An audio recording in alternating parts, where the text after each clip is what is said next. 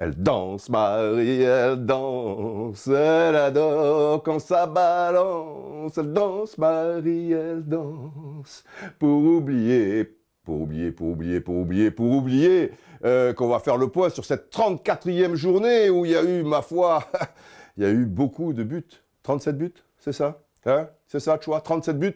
C'est-à-dire que le record de la 31e journée n'est pas battu, mais il est égalé. Plus on avance dans ce championnat, plus ça claque, ça claque, ça claque. Déjà, les 3 premiers, comme prévu, l'ont emporté très facilement.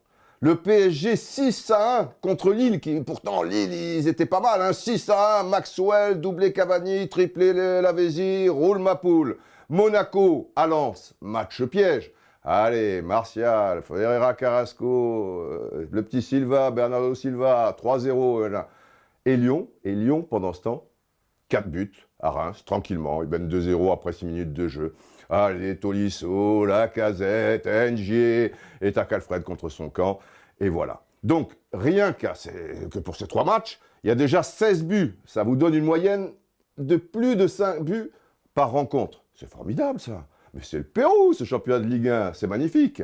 Donc, là où ça bascule un petit peu, et la grosse surprise du jour, et là aussi il y a des buts, hein, il y en a 8. C'est l'OM qui est battu par Lorient, alors premier relégable, 5-3 au Vélodrome, dans un match complètement fou. Tiens, Georgette, justement, la presse en parle, parce que là, ça barde avec Bielsa, il s'en passe des choses. Monte le son.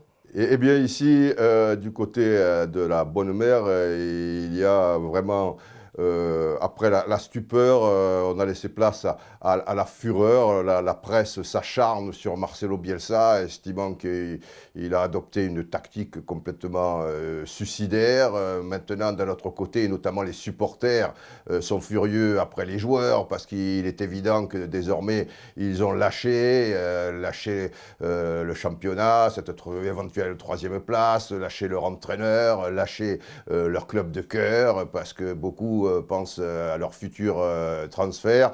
Donc, c'est une 4e défaite consécutive quand même pour l'OM, et ça laisse rien présager de bon pour cette fin de championnat. Voilà, Marcel Gobuifano, TV5 Monde. Ah, ça va vite le foot, hein.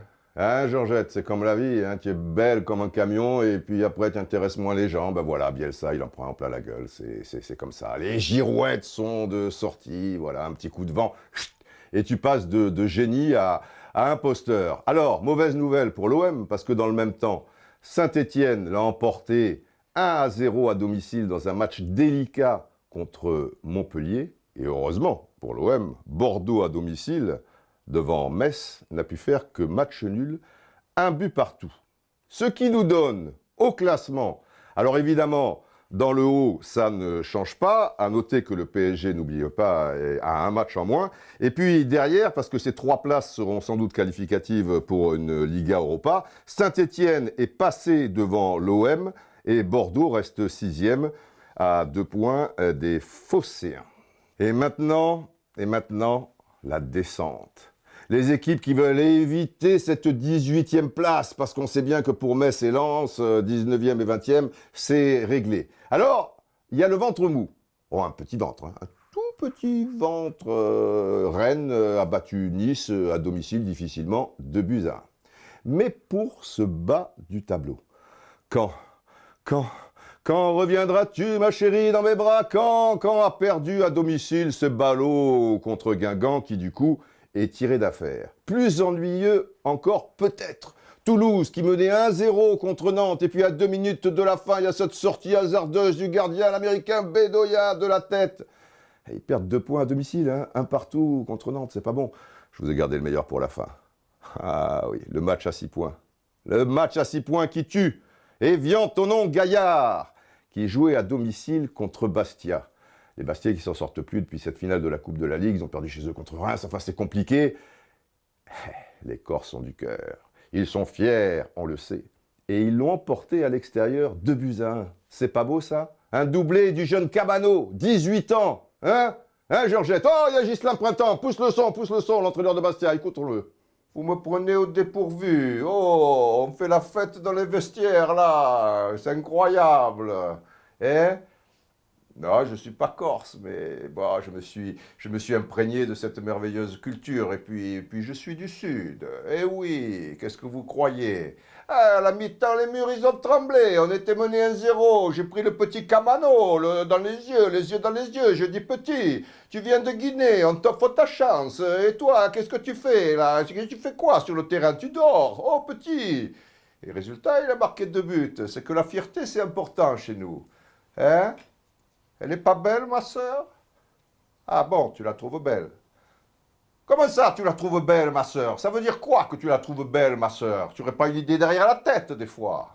Pétard, c'est vrai hein, qu'il a pris, il s'est imprégné du monde corse. Ils sont susceptibles, ces gens-là. Quand même. Hein? Alors, on peut rien faire. Alors, elle est belle, mais tu machin, elle est pas belle, tu truc. C'est compliqué, tout ça. Bon.